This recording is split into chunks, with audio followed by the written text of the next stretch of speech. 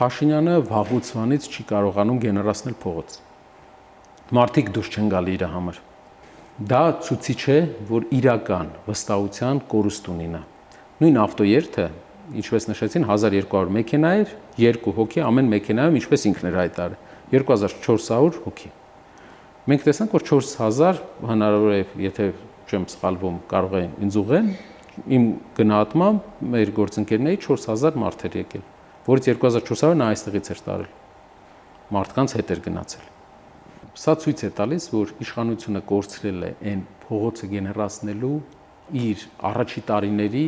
ամբողջ պոտենցիալը, իսկ դա նշանակում է, որ մեր հանրության ակտիվ զանգվածը հասկացել է, որ պետք է փոփոխություն, իսկ Գյումրին առավել ևս հասկացել է, որտեվ ինչպես Գյումրու քաղաքապետի պաշտոնակատարը նշեց, եթե 8 միլիարդ դոլարից, որ պարտք է վերցրել Փաշինյանը Հայաստանի վրա, գոնե 1%-ը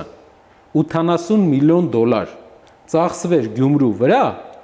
Գյումրիում անօթևան մարդ, դոմիկներում ապրող մարդ չէր լինի, 1%-ը երկրի երկրորդ քաղաքի համար չի ծախսվել։ Գյումրու համար Փաշինյանը որևէ սոցիալական մեծ ծրագիր այսքան ժամանակ չի արել։ Ինչու պետք է գյումրեցին դուրս գար։